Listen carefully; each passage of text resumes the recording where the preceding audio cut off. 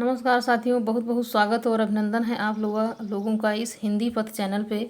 साथियों, हम आशा करते हैं कि आप लोग अच्छे से पढ़ाई कर रहे होंगे ताकि आपकी एग्ज़ाम में एक सीट पक्की हो सके।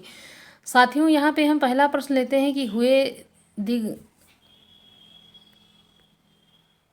अगला है कि हाहाकार हुआ करंदय में कठिन वज्र होते थे चूर हुए दिगंत बधिर भीषण रव बार बार होता था क्रूर। उपरोक्त पंक्ति में कौन सा रस है पूछा जा रहा है। यहाँ होगा कि रौद्र है, भयानक है, करुण है या फिर हास्य है, तो यहाँ पे भयानक रस हो जाता है।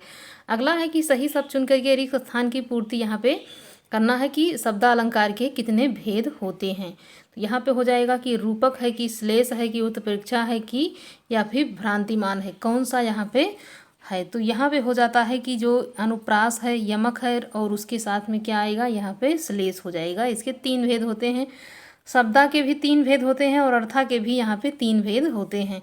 संस्कृत के 4 अध्याय की रचना किसने की है, तो यहाँ पे हो जाएगा कि रामधारी सिंह निगम, मैथिली शरण गुप्त, माखनलाल चतुर्वेदी या फिर सुभद्रा कुमारी चौहान। तो यहाँ पे प्रसिद्ध राष्ट्र कवि यहाँ पे रामधारी सिंह दिनकर की ये जो है रचना हो जाती है। अगला यहाँ पे है कि जब 2 समान गुण वाली वस्तुएं ऐसी मिल जाएं कि दोनों के भेद लक्षित ना हो तब वहाँ होता है। तो यहाँ पे हो जाएगा वस्तुत प्रेक्षा संकर या फिर मिलत या फिर उन्मीलत, कौन सा यहाँ पे अलंकार हो जाएगा। तो यहाँ पे हो जाएगा कि जब 2 समान वस्तुएं आपस में मिल जाती हैं और दोनों के भेद लक्षित नहीं होते हैं तो वहाँ पे प्रतिवस्तुमा वक्त उत्प्रेक्षमा अलंकार यहाँ पे हो जाता है।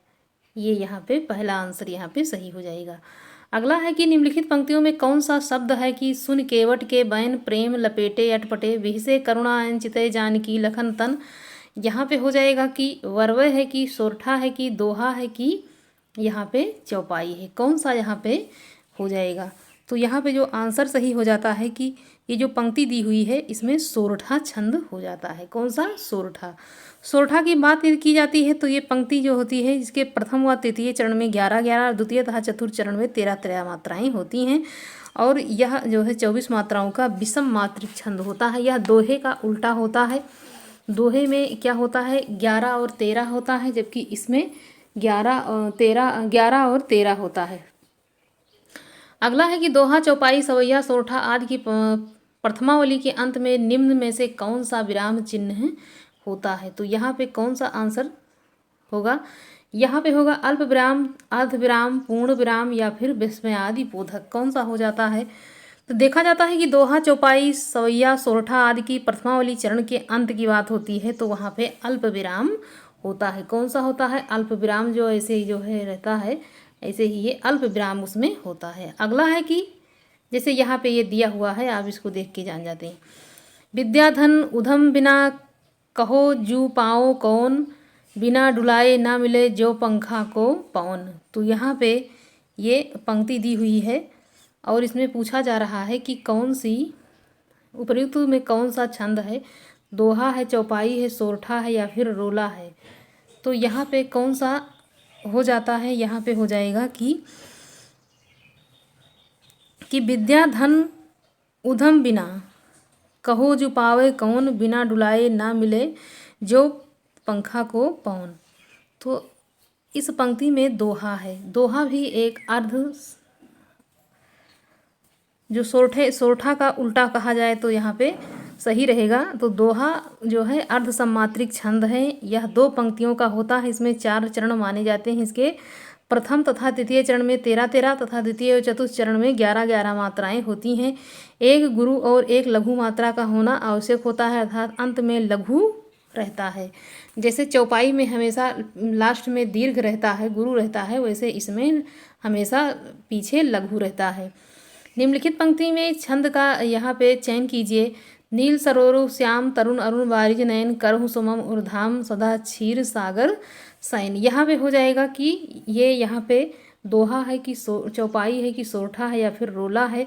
तो यहाँ पे यदि पंक्ति देखी जाती है तो यहाँ पे भी क्या हो जाता है, छंद यहाँ पे भी सोरठा हो जाता है। अगला है कि दीर्घ का वर्ण विच्छेद क्या हो सकता है। तो यहाँ पे आंसर कौन सा सही हो जाता है, यहाँ पे ए सही हो जाएगा, बी सही हो जाएगा, सी या फिर डी, कौन सा आंसर यहाँ पे सही हो जाता है। तो इसमें जो है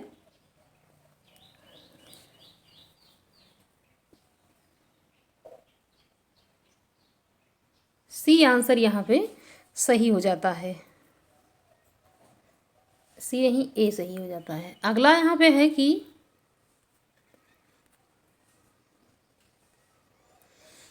वह स्नान करके जाती है, वाक्य का संस्कृत में सही मतलब अनुवाद क्या होगा? सह स्नानम कृत्वा गच्छति, सह स्नानम कृत्वा गच्छति, सह स्नानम कृत्वा गच्छामि, या फिर सह स्नानम कृत्वा गच्छाओ। तो यहाँ पे कौन सा आंसर सही हो जाएगा? वह स्नान करके जाती है, सह स्नानम कृत्वा गच्छति। अगला है कि मार्ग के दोनों तरफ वृक्ष है, का संस्कृत में अनुवाद होगा। कौन सा यहाँ पे सही हो जाएगा? मार्गम उभयत वृक्षा सन्ति, मार्गस्य उभयत वृक्षा सन्ति, मार्गस्य उभयत वृक्षा सन्ति, मार्गे वृक्षा सन्ति। कौन सा आंसर यहाँ पे सही होता है? यहाँ पे आंसर सही हो जाएगा, जैसे यहाँ पे ये देखा जाए तो उभयत सर्वथा थिक ऊपरी अधोअध तथा ये इस प्रकार के जो शब्द आपको यहाँ पे देखने को मिलते हैं, वहाँ पे द्वितीया विभक्ति होती है। कौन सी विभक्ति जो है? द्वितीया विभक्ति। अविता परिता समया निक्सा, ये भी एक जो है उसी का है। ये सूत्र यदि द्वितीया विभक्ति के लिए देखा जाता है तो अविता परिता समया निक्सा हा प्रतियोगे अप द्वितीया, ऐसे करके याद करते हैं तो याद हो जाता है। तो यहाँ पे हो जाएगा मार्ग के दोनों तरफ वृक्ष है।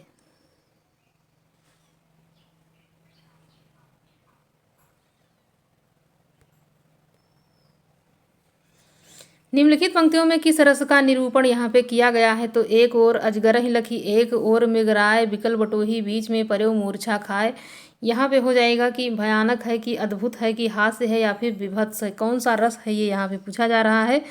तो इस पंक्ति में यदि देखा जाता है तो यहाँ पे भी भयानक रस ही है।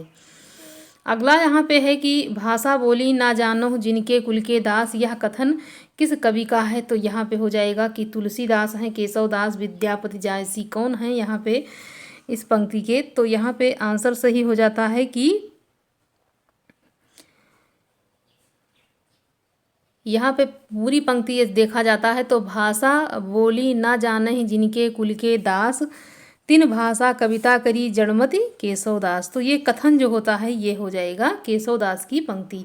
हमने इस कथन को पूरा इसलिए कहा कि ताकि आपको अच्छे से याद हो जाए कि इसमें केशवदास जी का नाम आ ही जाता है। घनानंद की कृतियाँ किस भाषा में हैं? तो यहाँ पे हो जाएगा कि अवधी में हैं, कि खड़ी बोली, या ब्रज, या फिर मैथिली। तो रीतकाल के जितने भी कवि आते हैं वो सब प्रेम के पीर के मतलब अमर गायक के रूप में घनानंद जी को जाना जाता है। और रीतबद्ध के जितने भी कवि आते हैं उनका एक ही जो है धारा थी मेन, वही श्रृंगार रस प्रधान कविताएं, और भाषा उनकी जो थी वो ब्रज। कौन सी भाषा? तो ब्रज भाषा में वो अपनी ज़्यादातर रचनाएं लिखते थे। अगला यहाँ पे है कि किस रचना को छंदों का अजायब घर कहा जाता है? तो यहाँ पे हो जाएगा रामचरितमानस है, चंद छंद वर्णन की महिला, रामचंद्रिका, या फिर पृथ्वीराज रासो। आंसर यहाँ पे सही हो जाता है, जो रामचंद्रिका है उसको छंदों का अजायब घर कहा जाता है। रामचंद्रिका केशवदास द्वारा रचित एक प्रसिद्ध रचना के रूप में हम जानते हैं, और इस रचना को छंदों के अजायब घर के रूप में भी जाना जाता है। अगला यहाँ पे प्रश्न है कि मैथिली शरण गुप्त जी के काव्य में उन्हें कौन सा छंद प्रिय प्रिय होने का प्रमाण यहाँ पे मिलता है? तो यहाँ पे हो जाएगा कि वर्णिक मात्रिक सम एवं विषम, वर्णिक एवं सम, फिर मात्रिक एवं सम। कौन सा यहाँ पे हो जाएगा? तो आंसर सही हो जाता है कि जो मैथिली शरण गुप्त थे उन्हें मात्रिक एवं छंद प्रिय होने, जो मात्रिक छंद होता था वही उनको प्रिय लगता था। तो यहाँ पे हो जाता है कि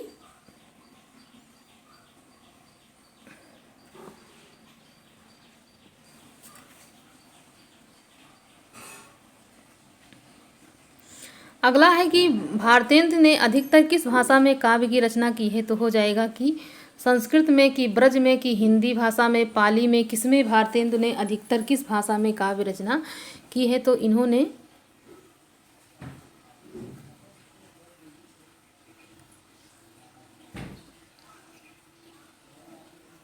हिंदी में इन्होंने की है।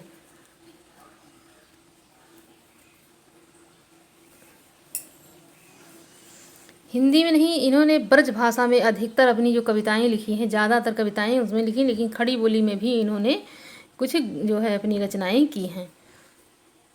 निम्नलिखित को सूची से एक दूसरे से मिलान करना है यहाँ पे कि आचार्य शुक्ल ने क्या कहा। तो इनको जो है यहाँ पे ये जो है वीर काल कहते हैं। हजारी प्रसाद द्विवेदी ने इसको क्या कहा, आदिकाल कहा, जबकि राहुल संकृत्यायन ने सिद्ध सामंत काल कहा। मिश्र बंधु ने इसको प्रारंभिक काल कहा।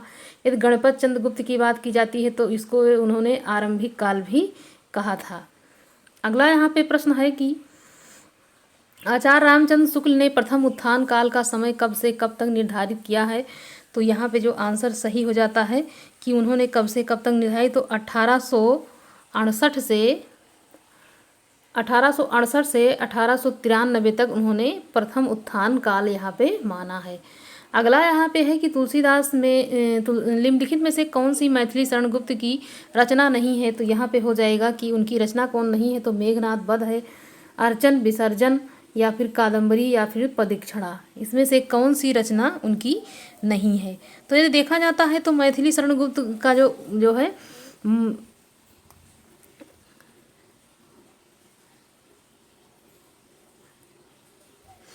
मैथिली शरण की गुप्त की यदि रचनाओं के बारे में यहाँ पे देखा जाता है तो ये कादम्बरी जो होती है ये बाण भट्ट की है, और इसको हिंदी का प्रथम उपन्यास भी कहा जाता है। और जितनी भी रचनाएं हैं सब यहाँ पे मैथिली शरण गुप्त जी की रचना ही है। अगला यहाँ पे है कि मैथिल कोकिल के नाम से कौन से कवि जाने जाते हैं। तो मैथिल कोकिल के नाम से यहाँ पे विद्यापति को, अमीर खुसरो, मलिक मोहम्मद जायसी, भूषण, तो यहाँ विद्यापति आंसर सही हो जाएगा। अगला है कि राजमती को छोड़कर विसल देव कहाँ गया था। तो यहाँ पे हो जाएगा कि वो गया था कर्नाटक, या फिर उड़ीसा, या फिर तमिलनाडु, या फिर आंध्र प्रदेश। तो वो चला गया था उड़ीसा। अगला यहाँ पे है कि आधुनिक हिंदी साहित्य के इतिहास में राजा दय के नाम से विख्यात दो रचनाकार कौन हैं।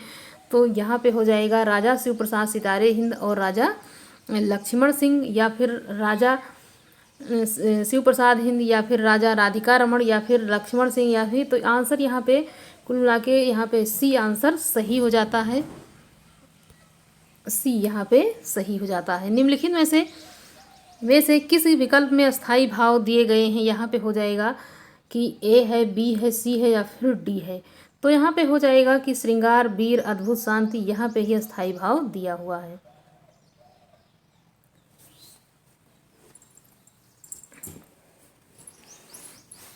यहाँ ना देकर के यहाँ पे दिया हुआ है बी में है ये कि रति शोक, रति श्रृंगार का हो जाएगा, शोक क्रोध का हो जाता है। उसके बाद यहाँ पे उत्साह हो जाता है, वीर का भय हो जाता है, भयानक का, करुण को हो जाता है शोक। अगला है कि निम्नलिखित में से कौन सा अस्थाई भाव नहीं है। तो यहाँ हो जाएगा विषाद है, कि जुगुप्सा है, निर्वेद है, या फिर हास है। तो यहाँ पे विषाद जो होता है ये नहीं है।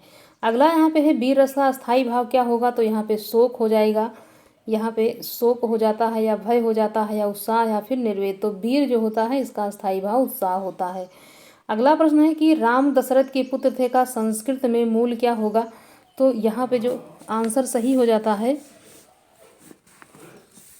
दिए गए वाक्य में कि रामः दशरथस्य पुत्रः आसीत्।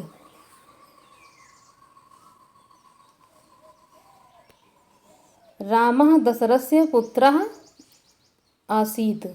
अगला है कि भ्रमर गुफा के लिए दूसरा उपकृत कौन सा हो जाएगा। तो ए सही है, बी सही है, सी सही है, या फिर डी सही है।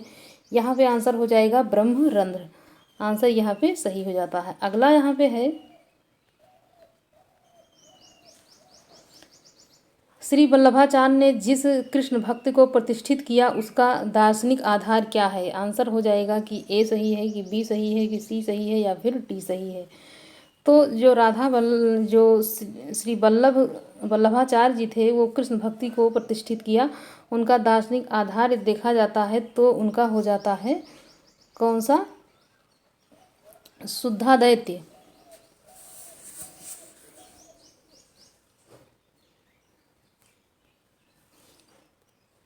अगला प्रश्न है कि जन्म काल के आधार पर निम्नलिखित संत कवियों का सही अनुक्रम कौन सा हो जाएगा। तो यहाँ पे हो जाएगा कि ए सही है, बी सही है, सी सही है, या फिर डी सही है। कौन सा आंसर यहाँ पे सही हो जाता है। तो यहाँ पे जो आंसर सही हो जाएगा, पहले यहाँ पे हो जाएंगे गुरु नानक, फिर उसके बाद दादू दयाल, फिर मलूक दास या फिर उसके बाद फिर सुंदर दास।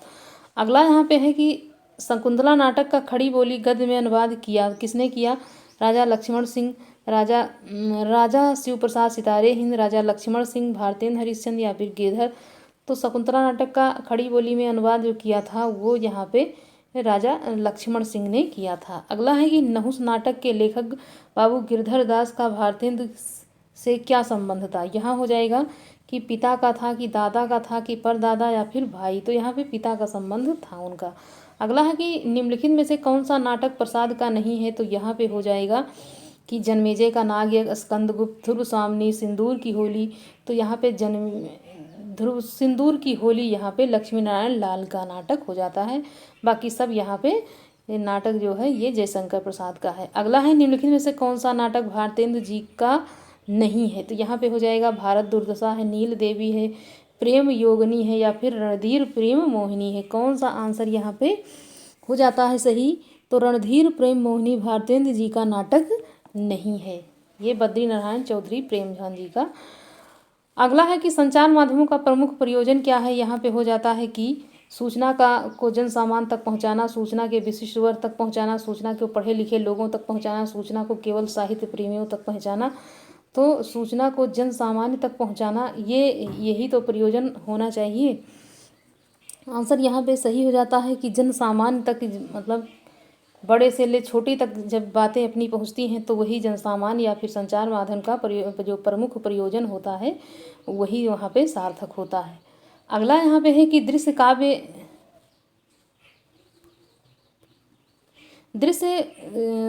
श्रव्य काव्य का अभिप्राय क्या है? जो साहित्य दिखाई दे जैसी पुस्तक में हो, दृश्य जो साहित्य सुना जा सके जैसे उपन्यास हुआ, श्रव्य देखने के साथ सुने भी जा सकें जैसे चलचित्र हुआ, दृश्य सब। तो यहाँ पे कौन सा आंसर सही होता है? दृश्य काव्य जैसे नाटक, श्रव्य काव्य जैसे कविता कहानी। आंसर सही हो जाता है इसमें कि जिस काव्य की अनुभूति अभिनय को देख कर या सुन करके होती है उसे दृश्य श्रव्य काव्य कहा जाता है। इसके अंतर्गत नाटक या चलचित्र के अंतर्गत इसको रखा गया है। सी आंसर यहाँ पे सही हो जाता है। अगला है कि इनमें से जो श्रव्य संचार का माध्यम नहीं उसको चिन्हित कीजिए। यहाँ पे हो जाएगा दूरदर्शन, टेलीफोन कार्ड, कैसेट या फिर रेडियो। तो यहाँ पे श्रव्य संचार का माध्यम क्या है? ये यहाँ पे कैसेट नहीं है। अगला है कि परिश्रम बिना ज्ञान नहीं प्राप्त होता है, वाक्य का संस्कृत में अनुवाद यहाँ पे क्या हो सकता है? ये पूछा जा रहा है यहाँ पे।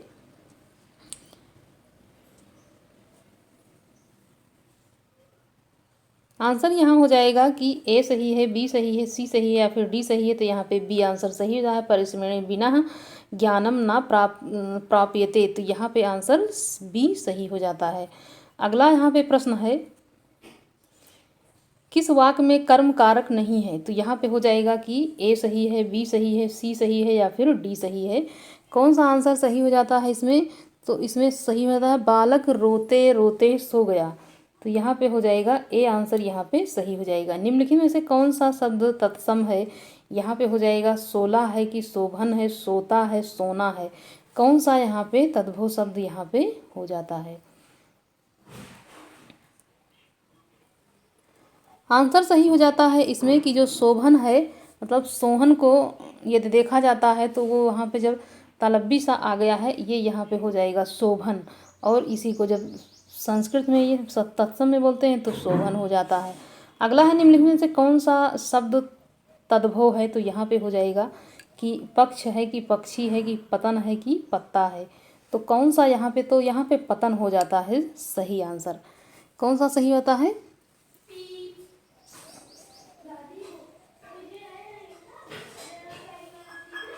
अगला यहाँ पे है निम्नलिखित में से कौन सा शब्द तत्सम नहीं है? तो यहाँ पे हो जाएगा कि कपाट है, कि कीटक है, कि कूच है या फिर कुंभकार है। कौन सा यहाँ पे तत्सम नहीं है, ये यहाँ पे पूछा जा रहा है। आंसर यहाँ पे सही हो जाता है। जैसे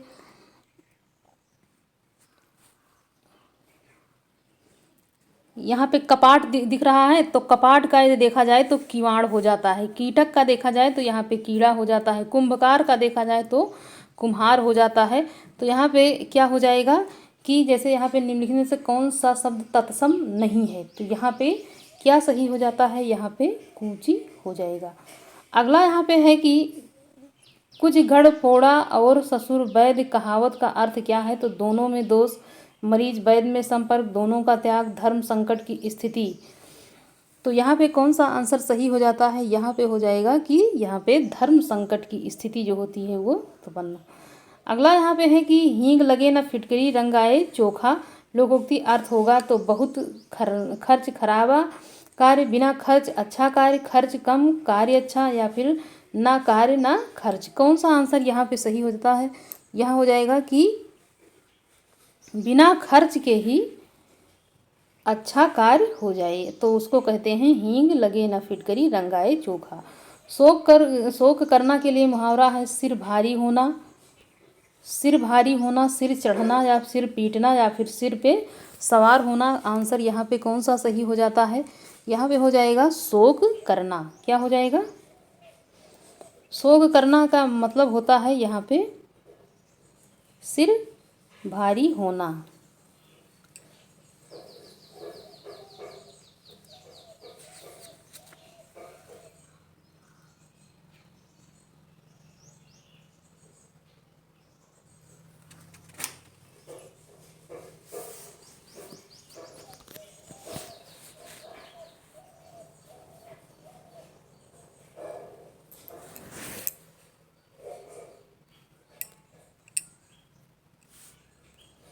अगला है कि पुजारी भगवान पीताम्बर की पूजा कर रहा है। यहाँ पीताम्बर पद में समास कौन सा है? यहाँ पे हो जाएगा कर्मधारय है, बहुव्रीहि है, दिगु है, या फिर द्वंद्व है। यहाँ पे बहुव्रीहि समास सही हो जाता है। अगला है सरासर में कौन सा समास है? तो यहाँ पे हो जाएगा कि यहाँ पे द्वंद्व समास है, दिगु है, या अव्ययी है, या फिर तत्पुरुष है। कौन सा यहाँ पे समास हो जाएगा? आंसर यहाँ पे हो जाता है कि इसमें अव्ययी भाव समास है। सरासर में अव्ययी भाव समास है। मतय की किस संधि का उदाहरण यहाँ पे हो जाएगा कि गुण संधि का है, यण का है, वृद्धि का है, या फिर व्यंजन संधि का है। तो यहाँ पे जो आंसर सही हो जाता है कि जो मतैक शब्द है ये वृद्धि संधि का उदाहरण यहाँ पे हो जाएगा। अगला है कि अयादि संधि यहाँ पे कौन सी है? तो यहाँ पे हो जाएगा उत योगी तथा यो, या अप जा, या फिर नौ इक। तो यहाँ पे कौन सा आंसर सही हो जाता है? यहाँ पे आंसर सही हो जाएगा 9 + इक। अगला है कि विश्वनाथ के अतिरिक्त किस आचार्य ने साहित्य शब्द को अपने ग्रंथ नाम में प्रयुक्त किया है? यहाँ पे हो जाएगा भामा है, राजशेखर हैं, रुय्यक हैं, आनंदवर्धन हैं। कौन यहाँ पे है जो है साहित्य शब्द का प्रयोग किया है? तो उन्होंने किया है, रुय्यक जी ने यहाँ पे किया है। अगला है कि किस ग्रंथ में कलचुरी राजवंश के किसी सामंत की 7 नायिकाओं का नखशिक वर्णन यहाँ पे मिलता है? यहाँ पे हो जाएगा वर्ण रत्नाकर, मुक्त व्यक्ति प्रकरण, यहाँ राउरबेल, या फिर कुवलय माला कथा। तो किसमें इसका वर्णन मिलता है? तो कुवलय माला कथा ग्रंथ में कलचुरी राजवंश के सामंत की कथा नायिकाओं का नखशिख वर्णन मिलता है। ये यहाँ पे जो है थोड़ा क्वेश्चन गलत है, इसको राउरबेल यहाँ पे करना है, क्योंकि ये पिछली बार भी ऐसे क्वेश्चन आया था तो वहाँ पे इसको जो है आयोग ने इसको सही नहीं माना, तो यहाँ पे राउरबेल हो जाएगा। अगला यहाँ है रूपाभ के संपादक कौन है? यहाँ पे हो जाएगा कि पंत हैं, कि प्रसाद हैं, निराला हैं, या फिर हरिऔध हैं। पंत यहाँ पे आंसर सही हो जाता है। अगला यहाँ पे है कि ब्राह्मण पत्रिका के संपादक यहाँ पे पूछा जा रहा है, तो यहाँ प्रताप नारायण मिश्र हैं। और उसके बाद हिंदी प्रतीप का देखा जाता है तो यहाँ पे कौन से हो जाएंगे? तो ये बाणकिशन भट्ट यहाँ पे हो जाएगा।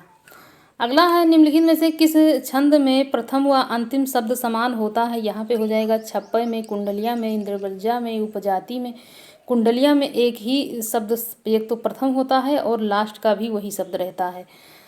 रुंड गिरे गज मुंड गिरे, कट कट अवनी पर सुंड गिरे, लड़ते लड़ते अरिझुंड गिरे, भूपर है विकल वितुंड गिरे। उपर्युक्त पंक्ति में कौन सा रस है? ये रस यहाँ पे पूछा जा रहा है। वीर है, रौद है, विभत्स, या फिर भयानक है।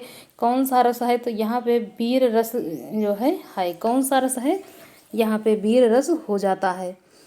इस पंक्ति को देख करके यहाँ हाथी घोड़े के सिर कट कट के पृथ्वी पर गिरने की बात कही जाती है, और यहाँ पे शत्रुओं के दल के झुंड जो है समाप्त हुए जा रहे हैं, और इसमें भय नामक स्थायी भाव की उत्पत्ति होने से यहाँ पे भयानक रस है, रस पूछा जा रहा है, उपयुक्त पंक्ति कौन सा रस पूछा जा रहा है, तो यहाँ पे यही हो जाएगा जो है भयानक हो जाएगा।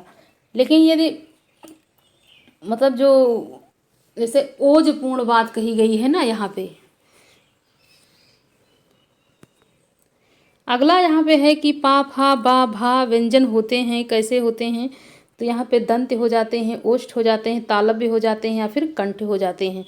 तो यहाँ पे जो पाफा बाभा की ध्वनि है ये यहाँ पे कैसी हुई थी, ओष्ठीय ध्वनि इसको कहा जाता है। अगला है कि निम्नलिखित भाषा में मूल ध्वनियों के लिए जो चिन्ह मान लिया गया है उसे रूप में से लिखे जाते हैं, उन्हें क्या कहते हैं, तो उनको कहते हैं लिपि, उसको कहा जाता है। अगला है या का उच्चारण स्थान क्या है, तो यहाँ पे हो जाएगा ओष्ठ है, दांत है, मूर्ध्वा है या फिर तालु है, तो यहाँ पे तालव्य वर्ण ये हो जाता है। अगला है कि काकल्य वर्ण कौन सा है, यहाँ पे हो जाएगा कि या है, सा है, हा है, अड़ा है, कौन सा है काकल्य वर्ण, यहाँ पे हा को कहा जाता है काकल्य वर्ण।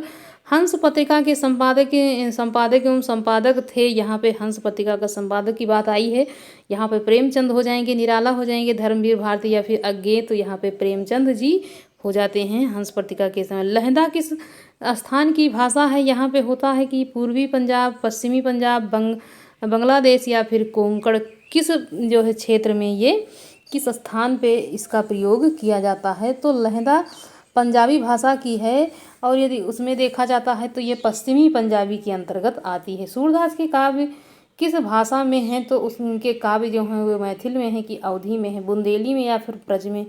तो जो सूरदास हैं उन्होंने अपनी जितनी भी रचनाएं लिखी हैं वो सारी ब्रज में लिखी हैं, जबकि तुलसीदास ने अपनी जो है जितनी भी 12 रचनाएं लिखी हैं उनमें से 6 लगभग देखा जाए तो ब्रज में है और उतनी ही अवधी भाषा में उन्होंने लिखा है। अगला यहाँ पे है कि मैथिली, भोजपुरी, मगही बोलियाँ कहाँ की है, ये हो जाता है पूर्वी हिंदी के अंतर्गत, पश्चिमी हिंदी के अंदर, राजस्थानी के अंतर या बिहारी हिंदी के अंतर्गत आती है। तो ये जितनी भी भाषाएं हैं ये बिहारी हिंदी के अंतर्गत आती हैं। अगला है कि प्राचीन भारतीय लिपियों में लिपि सर्वश्रेष्ठ मानी जाती है, तो देवनागरी को मानते हैं, देवनागरी को, ब्राह्मी को, रोमन को या इनमें से कोई भी नहीं।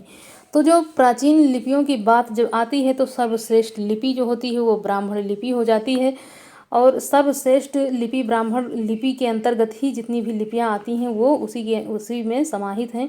इनके उपयोग से ही प्राचीन उदाहरण अशोक के जो अभिलेख हैं उसमें उपलब्ध हैं। यह दाएं से बाईं तरफ लिखी जाती है। किस तरफ से किस तरफ, तो दाईं से बाईं तरफ ये लिपि लिखी जाती है और इसी से धीरे धीरे ब्राह्मी से खरोष्टी, उसके बाद देवनागरी लिपि का यहाँ पे विकास हो जाता है और वही आजकल प्रचलन में यहाँ पे बनी हुई हिंदी की भाषा जो है वो भी देवनागरी, संस्कृत की जो लिपि है वो भी देवनागरी के अंतर्गत आती है। तो साथियों यहाँ पे हमने कुल 60-65 प्रश्नों को इसमें समाहित किया है और उसके बाद अगला पार्ट लेकर के हम फिर उपस्थित होते हैं साथियों। तब तक के लिए धन्यवाद।